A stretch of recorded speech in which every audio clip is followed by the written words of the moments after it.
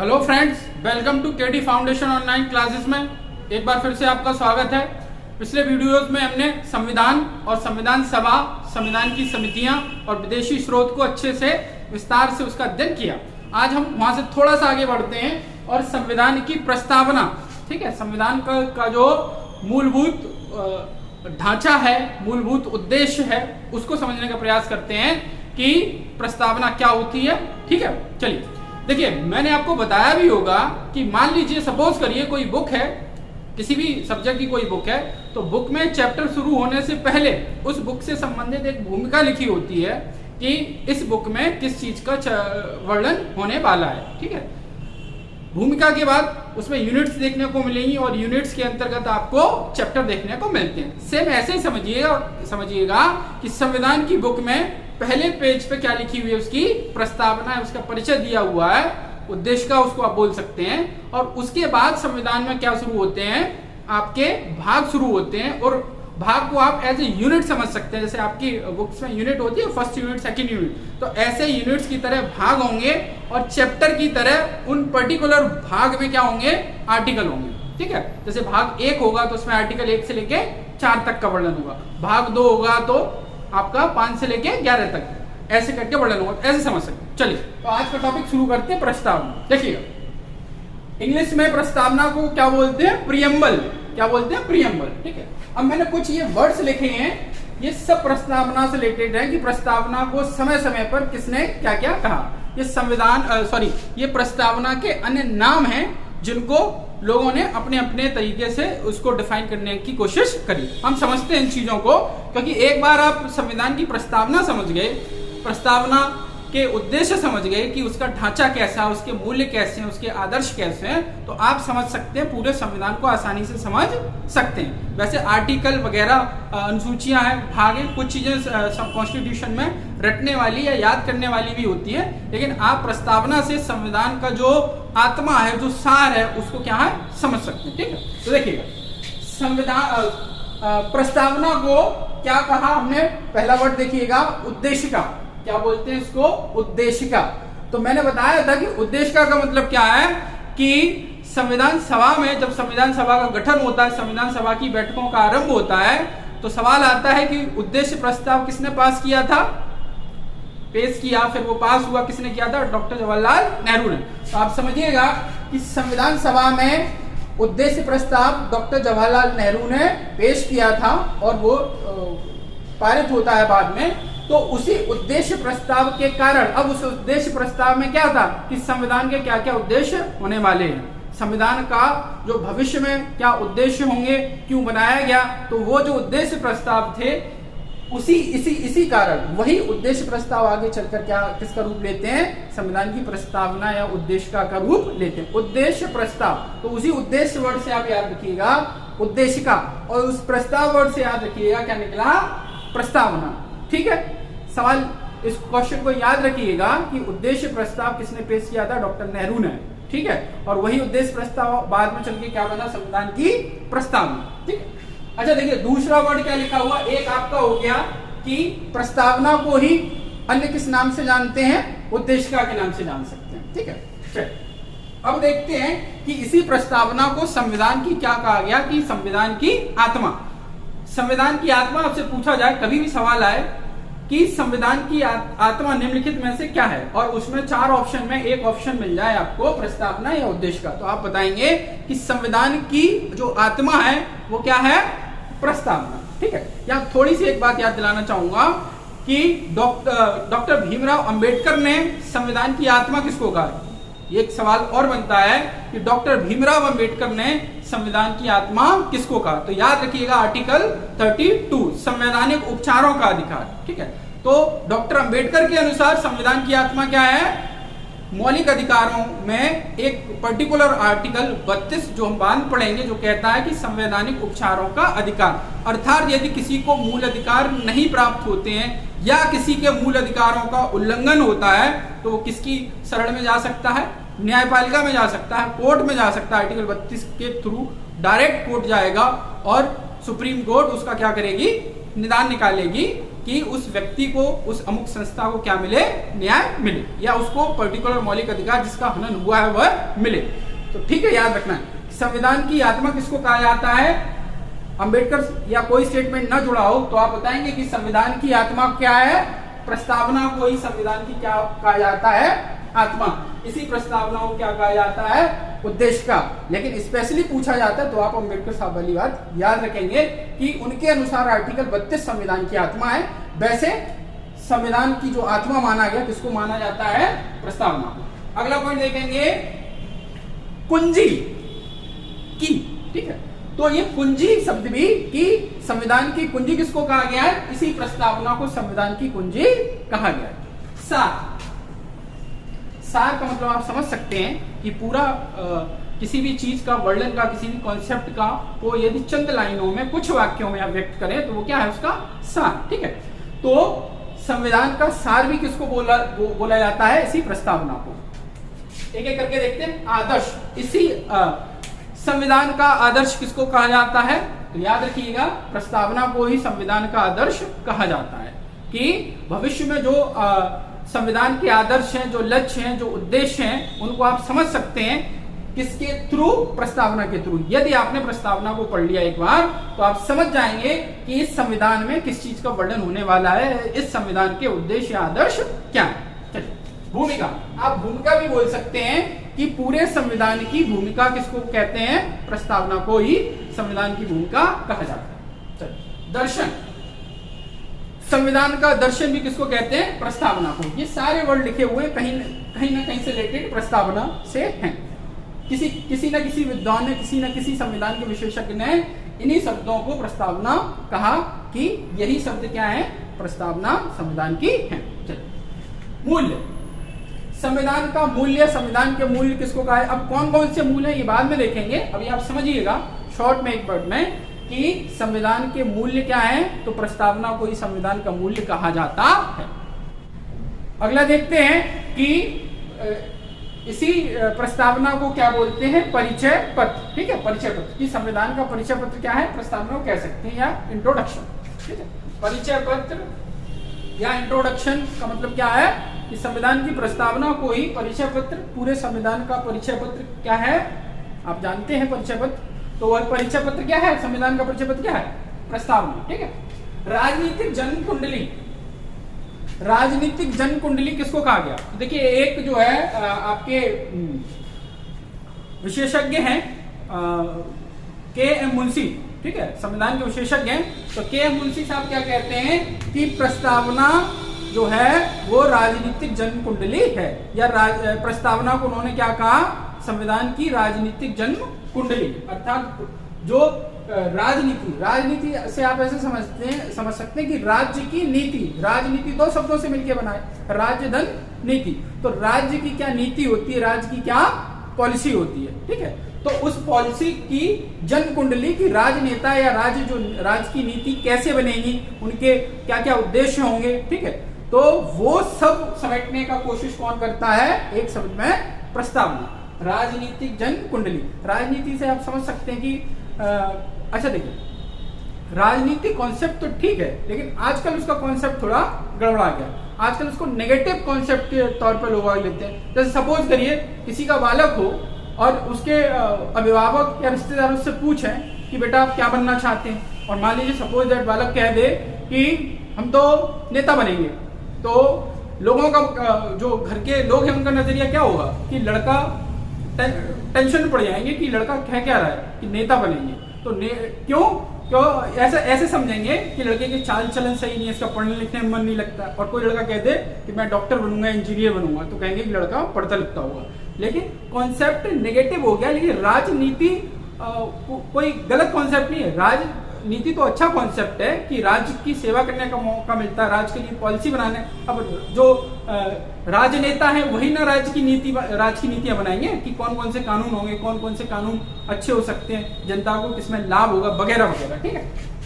तो राजनीतिक जन कुंडली भी किसको कहा गया, संविधान की प्रस्तावना। दीर्घकालीन विचारों की झलक, सुनिएगा, दीर्घकालीन विचारों की झलक, यही प्रस्तावना क्या है, जो दीर्घकालीन विचार है, दीर्घकालीन उद्देश्य हैं, जो भविष्य में संविधान के उद्देश्य होने वाले थे। तो उसी प्रस्तावना को बनाते समय ध्यान रखा गया कि क्या है, ये प्रस्तावना क्या है, दीर्घकालीन विचारों की झलक है, अर्थात पूरे संविधान की एक झलक देखनी हो आपको तो वो झलक आप किसके रूप में देख सकते हैं, प्रस्तावना के रूप में देख सकते हैं। अच्छा देखिएगा, इसी प्रस्तावना को संविधान का क्या कहा गया, मूलभूत ढांचा, ये बेस है। ठीक है, आप कोई भी अनुच्छेद घटा बढ़ा सकते हैं, छेड़छाड़ कर सकते हैं, कुछ नया जोड़ सकते हैं, लेकिन मोटे तौर पे प्रस्तावना में जो है संशोधन आसानी से नहीं होते हैं। इस पर चर्चा करेंगे, इस पर भी एक कॉन्सेप्ट है कि प्रस्तावना में संशोधन कर सकते हैं या नहीं कर सकते हैं, प्रस्तावना संविधान का अंग है या नहीं है, यहाँ से क्वेश्चन बनते हैं। लेकिन मोटे तौर पे आप मानिए संविधान का जो मूलभूत ढांचा है, जो आधारभूत तत्व हैं, उनका वर्णन कौन करता है, प्रस्तावना। प्रस्तावना से रिलेटेड जो भी महत्वपूर्ण तथ्य हो सकते हैं या जो इंपॉर्टेंट क्वेश्चन पूछे जाते हैं डायरेक्ट प्रस्तावना से, उनको हम थोड़ा सा देखते हैं। देखिए, सवाल आता है कि प्रस्तावना का प्रारंभ किस शब्द से होता है, या प्रस्तावना का अंत किस शब्द से होता है, या प्रस्तावना में वह तारीख, एक तारीख का जिक्र है प्रस्तावना में, तो वह तारीख कौन सी है। तो इन पे हम चर्चा करते हैं, डायरेक्ट आपको सवाल मिलते हैं। देखिए, प्रस्तावना का प्रारंभ किससे होता है, हम भारत के लोग, हम भारत के लोग, we the people of India, हम भारत के लोग भारत को एक संपूर्ण प्रभुत्व संपन्न समाजवादी पंथ निरपेक्ष लोकतांत्रिक गणराज्य बनाने के लिए तमाम ऐसी वो लाइंस हैं, वो मैं बाद में आपको लिख के दिखा दूंगा। लेकिन आप ऐसे देखिएगा, जहां जहां प्रस्तावना से क्वेश्चन आएंगे वो कौन कौन से बिंदु हो सकते हैं, उनकी हम शॉर्ट में चर्चा करते हैं। प्रारंभ कहां से होगा, हम भारत के लोग। अच्छा, मैंने आपको बताया था कि ये जो हम भारत के लोग या हम लोग शब्द किस देश के संविधान से लिया गया है, तो याद रखिएगा, हम लोग शब्द किस देश से लिया गया है, अमेरिकी कॉन्स्टिट्यूशन से लिया गया है। वहां के संविधान की भी शुरुआत या प्रस्तावना की शुरुआत कैसे होती है कि we the people of America, तो हम लोग शब्द जो है वो अमेरिकन कॉन्स्टिट्यूशन से लिया गया है। जबकि आपको बताया था कि प्रस्तावना की जो भाषा है वो कहां से ली गई, ऑस्ट्रेलिया के संविधान से। ठीक है, ये क्वेश्चन कंफ्यूजन वाला है, तो याद रखिए प्रस्तावना की भाषा ऑस्ट्रेलिया, और प्रस्तावना कहां से ली गई या प्रस्तावना का हम लोग शब्द कहां से लिया गया, तो अमेरिका से। ये अच्छा देखिए, एक सवाल और आता है कि संविधान की शक्ति का स्रोत क्या है। संविधान सर्वोच्च है, लेकिन संविधान को असल में वास्तविक में व्यवहार में शक्ति किसने प्रोवाइड करी है, शक्ति का स्रोत।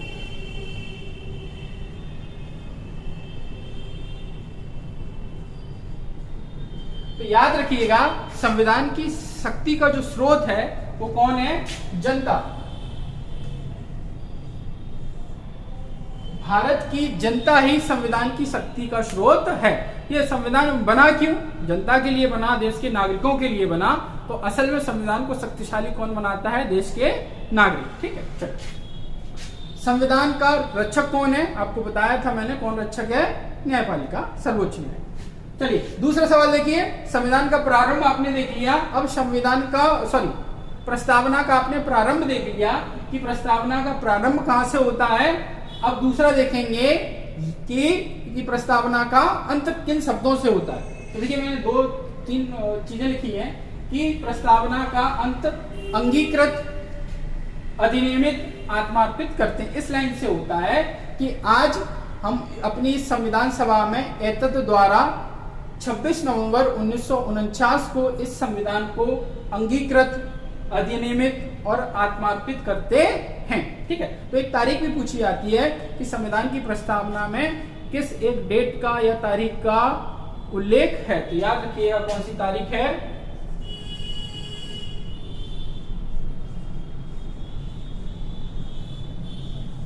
ठीक है। मैंने आपको बताया था कि भारत का संविधान दिवस या विधि दिवस भी कब मनाया जाता है, 26 नवंबर 1949 को। क्यों, क्योंकि संविधान उस दिन क्या हुआ, बनके तैयार हुआ और क्या किया गया, उसको अंगीकृत। देखिए, लास्ट में जो प्रस्तावना में वर्डिंग है वो क्या है, अंगीकृत करते हैं, अधिनियमित कर। अंगीकृत का मतलब क्या करते हैं, इसको स्वीकार करते हैं। अधिनियमित करते हैं, अधिनियम का मतलब आप जानते हैं कानून से होता है, विधियों से होता है। तो अधिनियमित कानून बना के क्या करते हैं, इसको स्वीकार करते हैं। और क्या करते हैं, आत्मार्पित करते हैं, अर्थात आत्मा से स्वीकार करते हैं। ठीक है, तो वो तारीख कौन सी थी, किस तारीख को करते हैं, 26 नवंबर 1949 को।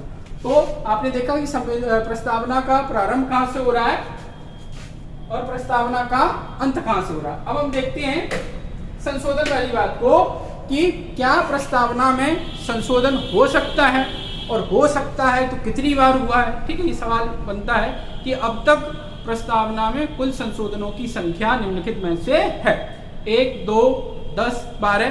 तो आप क्या बताएंगे अब तक जो प्रस्तावना में संशोधन हुआ है वो कितनी बार हुआ है, सिर्फ और सिर्फ एक बार। ठीक है, कब हुआ है देखिएगा, 42वें संविधान संशोधन 1976 द्वारा।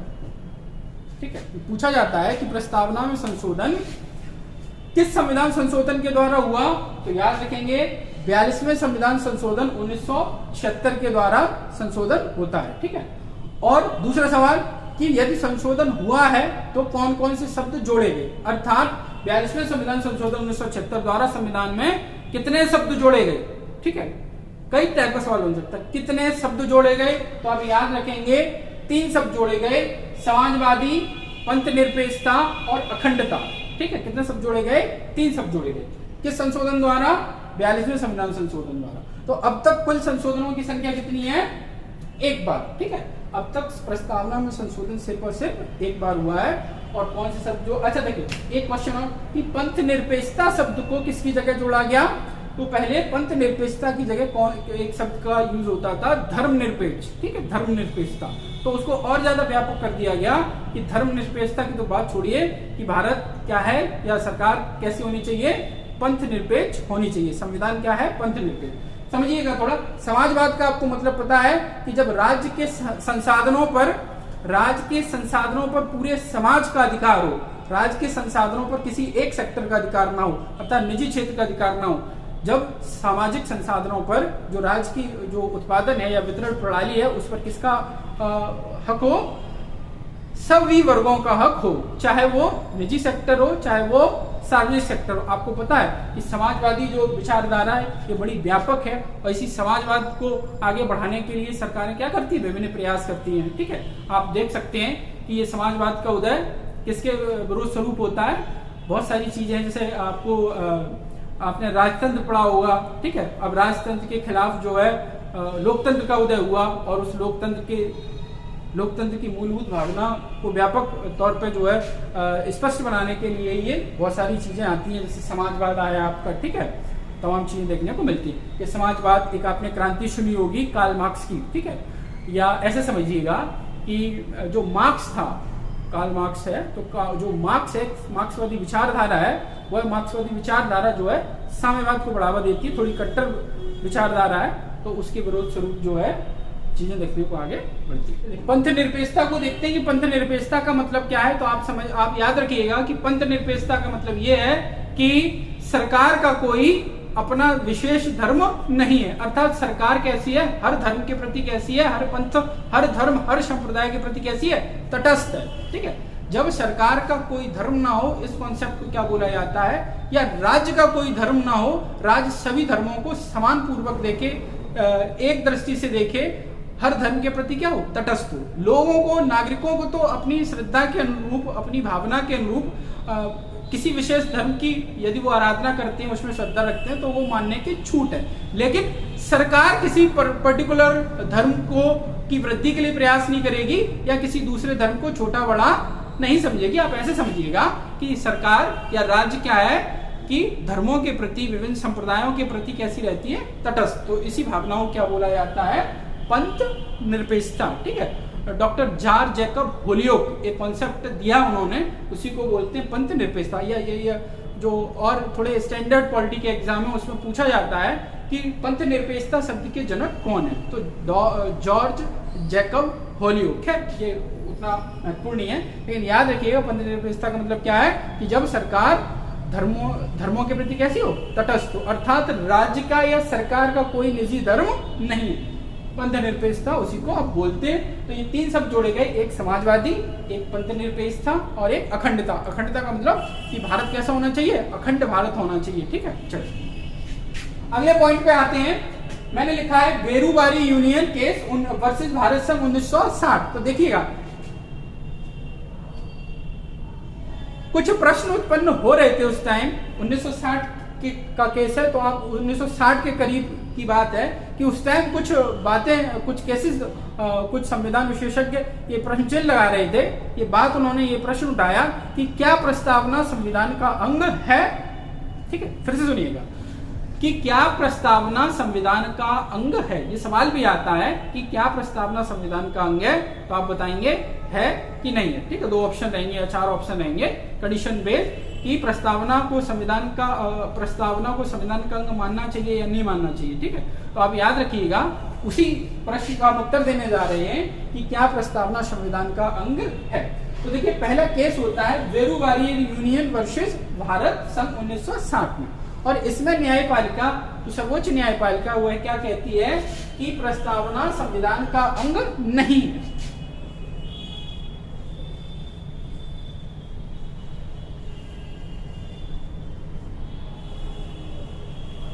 देखिए बेरूबारी केस के हिसाब से प्रस्तावना संविधान का अंग नहीं है, अर्थात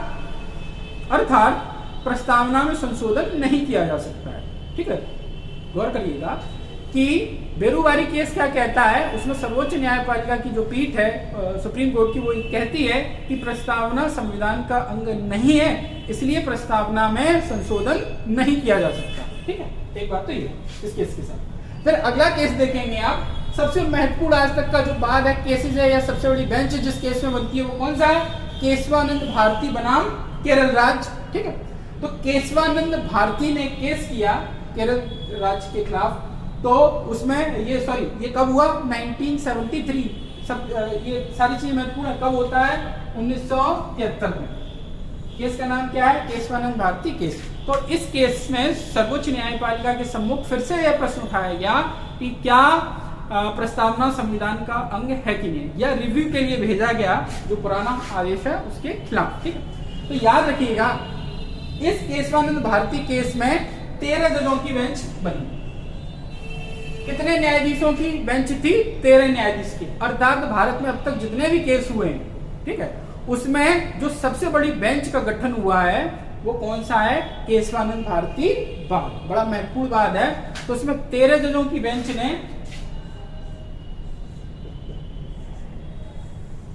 7:6 के बहुमत से, अर्थात देखिए, अब देखिए ये मैंने आपको बताया होगा कि जब भी बेंच का गठन होगा कैसी होगी, विषम संख्या।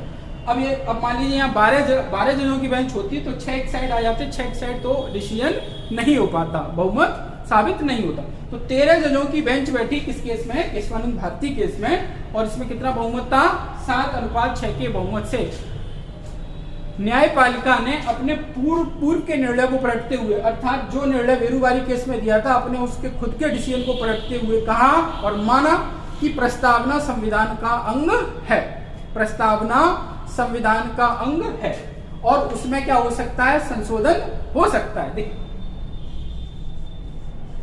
अंग है, ये भी बात सही है कि प्रस्तावना क्या है, संविधान का अंग, और इसमें संशोधन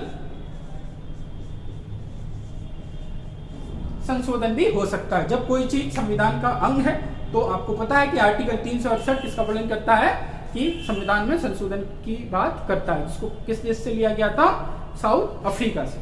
तो ठीक है, 7:6 के बहुमत से केशवानंद भारती केस में न्यायपालिका अपने पूर्व के निर्णय को पलटते हुए क्या कहती है कि केशवानंद भारती केस की प्रस्तावना संविधान का अंग है और उसमें संशोधन हो सकता है। तो ध्यान दीजिए 73 की बात है, 73 में ये आदेश आता है। आप देखेंगे 1976 में 1976 में क्या होता है, प्रस्तावना में संशोधन होता है और कितने शब्द जोड़े जाते हैं, 3 शब्द जोड़े जाते हैं। लेकिन एक बात और याद रखिए कि जो ये आदेश आता है उसमें ये बात कही है कि संसद संविधान संशोधन के द्वारा प्रस्तावना में संशोधन तो कर सकती है, लेकिन वह संशोधन कैसा हो, वह संशोधन प्रस्तावना के मूल ढांचे को, मूल स्वरूप को नष्ट न करता हो।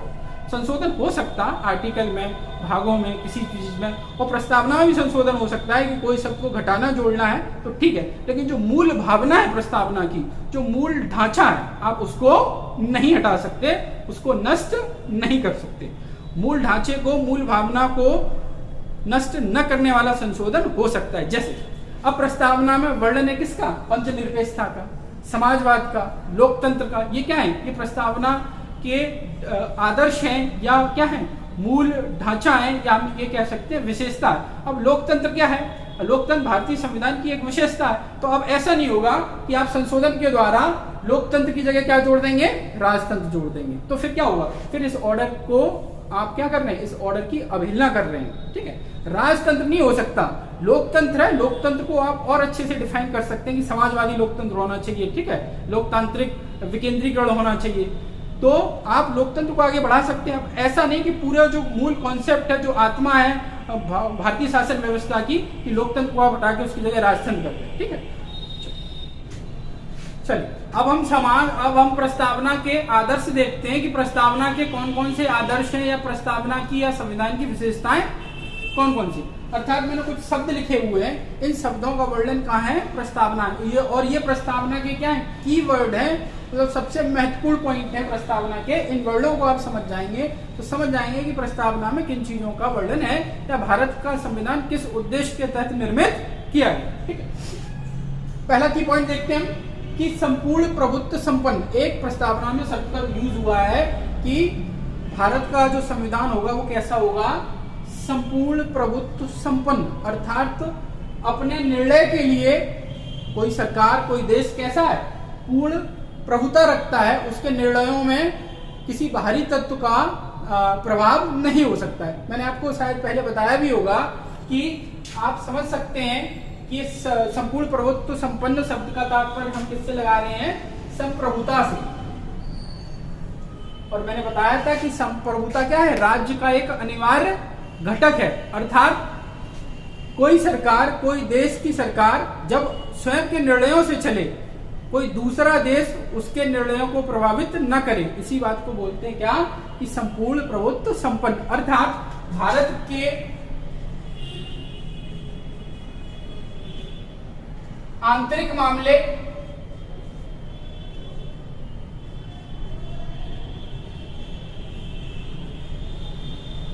अर्थात ऐसे समझिएगा कि भारत के आंतरिक मामले, उसकी गृह नीति है, ये कौन डिसाइड करेगा? ये भारत डिसाइड करेगा। भारत का की चुनी हुई जो सरकार है, जो जनता की चुनी हुई सरकार है, ये डिसाइड करेगी। और ये शक्ति कौन देता है? संविधान देता है। ठीक है, भारत की विदेश नीति या दूसरे देशों के साथ संबंध कैसे होंगे, कैसे आर्थिक संबंध होंगे, कैसे राजनीतिक संबंध होंगे, तो ये भी डिसाइड कौन करेगा? भारत स्वयं डिसाइड करेगा, कोई दूसरा देश डिसाइड नहीं करेगा। ठीक है, चलो एक पॉइंट को समझ गए कि भारत का संविधान किस दिशा की ओर जा रहा है, कि भारत का संविधान कैसा होगा? संपूर्ण प्रभुत्व संपन्न। और ये संपूर्ण प्रभुत्व संपन्न भारत कब बनता है? कब भारत देश संपूर्ण प्रभुत्व संपन्न या संप्रभुता वाला देश बनता है? तो 26 जनवरी 1950 को, जब भारत का संविधान क्या हुआ? लागू हुआ। ठीक है, अगला पॉइंट देखते हैं, समाजवाद। समाजवाद से तात्पर्य क्या है? कि वह विचारधारा जो किसके बारे में सोचती है, या वह विचारधारा जो समाज पर आधारित है, समाज के हितों को लेके आधारित है, या समाज के सभी वर्गों को एक साथ लेने का प्रयास करती है।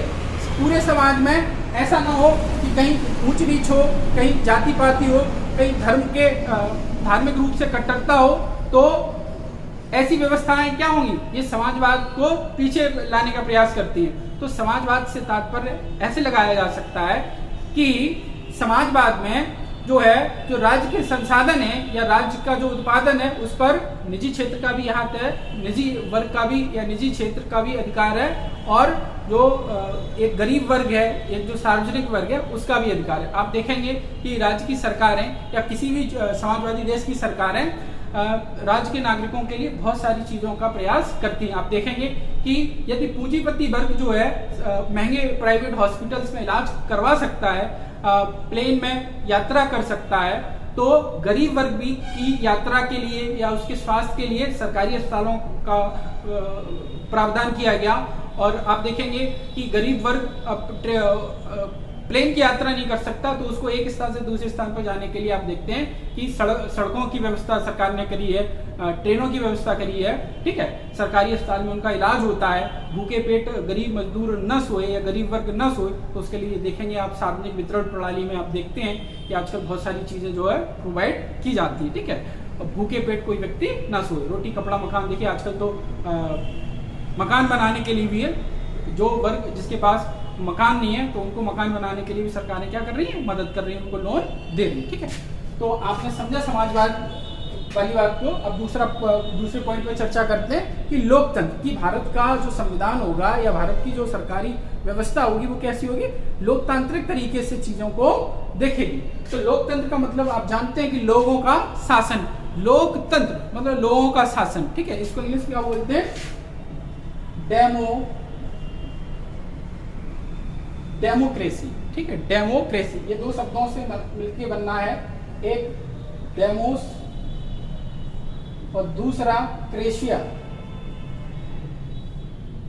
समझिएगा इसको, लोकतंत्र को इंग्लिश में बोलते हैं डेमोक्रेसी, और डेमोक्रेसी दो शब्दों से मिलकर बना है, एक डेमोस और दूसरा क्रेशिया। ये डेमोस का मतलब क्या है, जनता, और क्रेशिया का मतलब क्या है, शासन।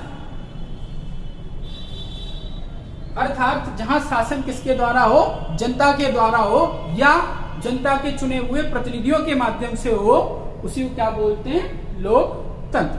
ठीक है, लोकतंत्र की एक सबसे बढ़िया परिभाषा किसने दी है, अब्राहम लिंकन, अमेरिका के जो राष्ट्रपति उन्होंने एक संविधान की लोकतंत्र की सबसे बढ़िया परिभाषा दी कि जनता के द्वारा जनता के लिए शासन ही क्या कहलाता है, लोकतंत्र।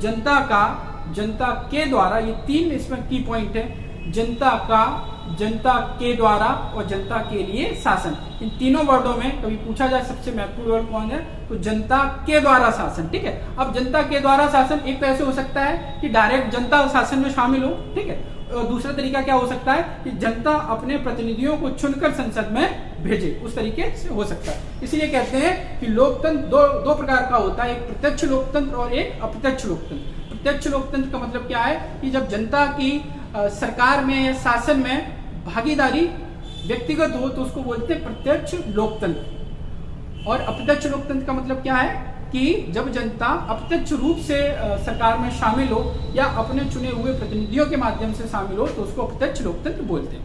आजकल के वर्तमान दृष्टिकोण से देखेंगे आप तो चूंकि जनसंख्या की बहुत ज्यादा अधिक वृद्धि हो गई है, बड़े बड़े देश हो गए हैं, तो यहाँ प्रत्यक्ष लोकतंत्र देखने को कम मिलता है। और ज्यादातर देशों में कैसी व्यवस्था है, अप्रत्यक्ष लोकतंत्र की, अर्थात जनता प्रतिनिधियों को चुनती है। जैसे हम लोग क्या करते हैं, हम लोग एक लोकसभा के सदस्य को चुनते हैं, एक सांसद को चुनते हैं, और वही सांसद किस में शामिल होता है, सरकार में शामिल होता है। ठीक है, तो हम शासन तो कर रहे हैं लेकिन अपने प्रतिनिधि के माध्यम से। अब ये समस्या क्यों है, अब मान लीजिए कि यदि किसी राज्य की जनसंख्या बहुत कम हो, या प्राचीन काल में जाएंगे तो प्राचीन काल में प्रत्यक्ष लोकतंत्र देखने को मिलता है। वहां कैसे देखने को मिलता है कि छोटे छोटे राज्य थे, छोटे छोटे राज्यों में जहां भी लोकतंत्र की व्यवस्था थी, जहां राजतंत्र की व्यवस्था नहीं थी, वहां की चर्चा कर रहे हैं कि जब छोटा राज्य होगा, जब छोटे राज्य होते थे तो लोगों को एक साथ इकट्ठा करके उनसे कोई भी निर्णय लेना है तो उन पर वोटिंग करवा ली जाती, हाथ खड़े करवा लिए जाते थे कि आप ये अमुक निर्णय के साथ हैं या ऐसे कार्य के साथ हैं, तो वो संपन्न हो जाता था। लेकिन अब चूंकि जनसंख्या इतनी विकराल हो गई है देश की, इस सबको सरकार में शामिल तो कर नहीं सकते। तो एक तरीका क्या हो सकता है कि अप्रत्यक्ष तरीके से नागरिक या जनता अपने किसी प्रतिनिधि को चुन ले और वह प्रतिनिधि क्या करे, उसके प्रतिनिधि के तौर पर सरकार में शामिल हो जाए। भारत में आजकल कैसी व्यवस्था देखने को मिलती है, यदि सपोज दैट क्वेश्चन बनता है कि भारत में प्रत्यक्ष लोकतंत्र है, अप्रत्यक्ष लोकतंत्र, तो आप क्या उत्तर देंगे, अप्रत्यक्ष लोकतंत्र भारत में है। ठीक है, चलिए अगले पॉइंट को देखते हैं, गणराज्य की। गणराज्य का मतलब क्या होता है, आप ऐसे समझिएगा, गणराज्य का मतलब क्या है कि किसी राज्य के प्रमुख को, किसी संवैधानिक प्रमुख को, या जैसे राष्ट्रपति के पद को या प्रधानमंत्री के पद को, भारत का वैसे संवैधानिक प्रमुख कौन है, राष्ट्रपति को माना जाता है। ठीक है, या मान लीजिए कहीं राष्ट्रपति शासन वाली व्यवस्था नहीं है तो वहां शासन का प्रमुख कौन होगा, प्रधानमंत्री होगा। तो राज्य का कोई भी प्रमुख होगा, उस व्यक्ति को कौन चुने। गणराज्य का मतलब क्या है कि जनता राज्य के प्रमुख को चुने, जनता राज्य के प्रमुख को चुने। ऐसी व्यवस्था को आप गणराज्य रिपब्लिक बोल सकते हैं कि जब जनता संवैधानिक प्रमुख को चुने, अर्थात उस देश में जो संवैधानिक प्रमुख का पद है वह वंशानुगत न हो, अर्थात राज्य का प्रमुख या राजा का बेटा राजा न बने। अर्थात आप ऐसे समझिएगा कि गणराज्य वह देश की वह व्यवस्था है जिसमें राजा का बेटा राजा नहीं बनेगा। आम व्यक्ति भी क्या बन सकता है, जो संवैधानिक प्रमुख का पद है वो प्राप्त कर सकता है। ठीक है, आप देखेंगे कि आप भले ही राष्ट्रपति को डायरेक्ट वोट नहीं करते हैं, आप भारत का यदि संवैधानिक प्रमुख हम राष्ट्रपति मानते हैं तो राष्ट्रपति को आप डायरेक्ट वोट भले ही ना करते हो, लेकिन आप क्या करते हैं कि मान लीजिए आपने किसको चुना, सांसद को चुना, आपने जो है विधायक को चुना, ठीक है, आपने लोकसभा राज्यसभा के सदस्यों को चुना, तो आप देखेंगे कि आपके चुने हुए प्रतिनिधि तो राष्ट्रपति को चुन रहे हैं। तो भले ही अप्रत्यक्ष लोकतंत्र का एक माध्यम हुआ कि आपने अप्रत्यक्ष तौर पर किसको चुना, देश के प्रमुख को चुना, लेकिन ऐसा नहीं है कि राष्ट्रपति का बेटा क्या बन जाएगा, राष्ट्रपति बन जाएगा, या प्रधानमंत्री का बेटा प्रधानमंत्री बन जाएगा। ठीक है, तो ऐसी व्यवस्थाएं कहां देखने को मिलती थी, राजतंत्र में। और इसी राजतंत्र के खिलाफ जो है किसका उदय हुआ था, लोकतंत्र का। जैसे पूंजीवाद के खिलाफ किसका उदय हुआ, समाजवाद का, वैसे ही राजतंत्र के खिलाफ लोकतंत्र का उदय हुआ। अब ऐसा नहीं चलेगा कि राजा का बेटा राजा बनेगा, कोई आम व्यक्ति भी क्या कर सकता है, चुनाव जीतकर उस पद तक पहुंच सकता है। ठीक है, तो अब गणराज्य समझ गए कि गणराज्य का मतलब क्या है। तो भारत कैसा देश हुआ है, गणराज्य देश हुआ। चलिए न्याय को समझते हैं कि न्याय की प्रस्तावना में कैसी चर्चा करेंगे।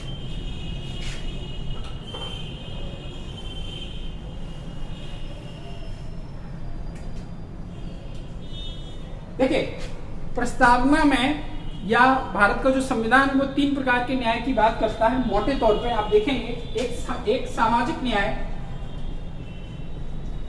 सामाजिक न्याय, दूसरा आर्थिक न्याय, तीसरा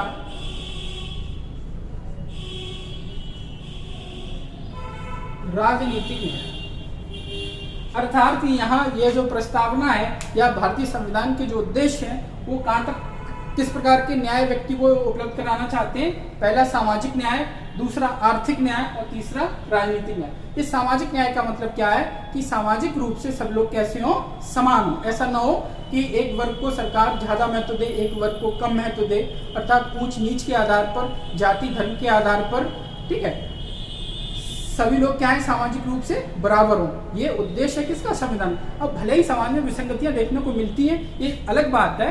तो देखो, प्रस्तावना या संविधान का एक उद्देश्य है, उस उद्देश्य को क्या करना है, शामिल करना है। ठीक है, उन उद्देश्यों की प्राप्ति के लिए संविधान में मूल अधिकारों का वर्णन है, नीति निर्देशक तत्वों का वर्णन है कि आपको ऐसे लक्ष्य हासिल करने हैं कि समाज में कहीं विसंगति देखने को न मिले, सामाजिक रूप से क्या हो, सब बराबर हो, सबको मंदिर जाने का राइट हो, सबको शिक्षा का राइट हो। ठीक है, चलिए आर्थिक न्याय का मतलब क्या है कि जो आर्थिक विसंगति है, आर्थिक विषमता है, वो कैसी हो, कम से कम हो, आर्थिक रूप से सब लोग कैसे हो सके, समान हो सके। अर्थात आप देखते हैं कि जो गरीब वर्ग का व्यक्ति है या असहाय व्यक्ति है, उसको सरकारों के प्रयास क्या रहते हैं कि उसको और ज्यादा सशक्त बनाया जाए। या आप ऐसे समझिएगा, जो अशक्त व्यक्ति है उसको कैसा बनाना है, सशक्त बनाना है कि हर व्यक्ति का क्या हो, पेट भर सके। ठीक है, उसको रोटी कपड़ा मकान की उपलब्धता हो सके, ऐसा ना हो कोई व्यक्ति भूखे पेट सोए। ठीक है, तो ये आर्थिक न्याय दिलाना भी किसका कार्य है, संविधान का दिलाना, संविधान का कार्य है। और यह संविधान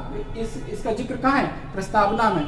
और इसको जो है भलीभूत कार्य रूप से परिणित कौन करेगा, जो सरकार होगी, वो सरकार राज्य के नागरिकों को क्या देगी, आर्थिक न्याय देगी। ये राजनीतिक न्याय समझिएगा जरा कि राजनीतिक न्याय का मतलब क्या है। राजनीतिक न्याय से आप ऐसे समझ सकते हैं कि हर व्यक्ति को क्या हो, किसी भी पद पर, किसी भी राजनीति के पद पर क्या कोई व्यक्ति पहुंच सके। जैसे कोई आम नागरिक हो, वो यदि सपना देखे कि मैं विधायक बनूं, मैं जो है प्रधानमंत्री बनूं, मैं मंत्री बनूं, अर्थात राजनीति में शामिल हूं, तो उसको राजनीतिक न्याय है। अर्थात यदि अपनी योग्यता को साबित करता है, यदि चुनाव में जीतकर यदि वो वहां तक पहुंचता है तो वो पद धारण कर सकता है। ठीक है, ऐसा नहीं होगा कि एक खास वर्ग के पास ही सारे पद हों। ठीक है, आप ऐसे समझिएगा कि हर व्यक्ति को वोट का, राइट टू वोट का क्या हो, राइट हो, कि हर व्यक्ति को मताधिकार की शक्ति है।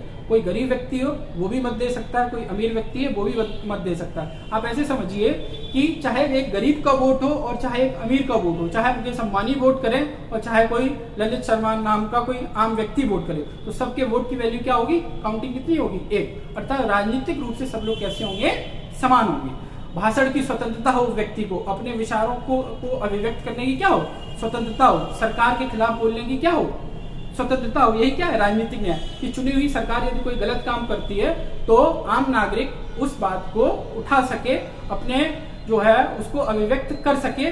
राज्य की सरकार के द्वारा कोई यदि अनैतिक काम, कोई असंवैधानिक कार्य किया जाता है तो उसकी आलोचना आम व्यक्ति कर सके। तभी आप देखते होंगे मीडिया वगैरह में कि आम व्यक्ति भी प्रधानमंत्री या मुख्यमंत्री के कृत्यों की क्या कर देता है, आलोचना कर देता है। थोड़ा सा संवैधानिक प्रमुखों के जो पद हैं जैसे राज्यपाल, राष्ट्रपति के, इनके बारे में बोलने का राइट नहीं है, लेकिन जो आम जो निर्वाचित पद हैं सीधे तौर पे आप उनके बारे में आप बोल सकते हैं। तो ये राजनीतिक न्याय, अर्थात आप देखेंगे कि न्याय के अंतर्गत ये 3 प्रकार के न्यायों का वर्णन प्रस्तावना में देखने को मिलता है। अगला पॉइंट लिखा है व्यक्ति की गरिमा। ये व्यक्ति की गरिमा से मतलब क्या है कि आप व्यक्ति को जो है बहुत सारी राइट्स दें, उन राइट के द्वारा व्यक्ति क्या हो, गरिमापूर्ण जीवन जी सके। जैसे किसी को पुरातन काल में, प्राचीन काल में किसी को पढ़ने का राइट नहीं था, ठीक है, मंदिर जाने का राइट नहीं था, तो ये संविधान का कार्य है कि कुछ मौलिक अधिकारों के द्वारा कुछ अधिकार उसको ऐसे प्रोवाइड किए जाएं कि व्यक्ति कैसा जीवन जी सके, गरिमापूर्ण जीवन जी सके।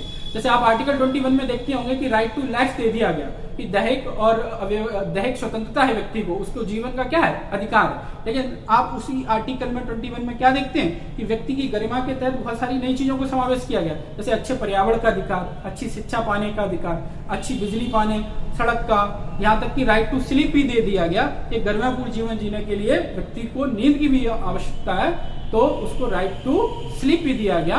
और आप देखते हैं कि रात में तभी बहुत सारी जो है आजकल डीजे और तमाम जो कार्यक्रम बारात में बैंड बाजा जो बजता है उसको एक पर्टिकुलर टाइम के बाद क्या कर दिया गया, स्टॉप कर दिया गया कि रात के 12 बजे के बाद या 10 बजे के बाद बैंड नहीं बजेंगे, ताकि व्यक्ति एक अच्छी नींद ले सके। तो कुल मिला के व्यक्ति का जीवन जितना महत्वपूर्ण है उसके साथ महत्वपूर्ण है कि वो जीवन कैसा हो, गरिमापूर्ण जीवन हो, ठीक है।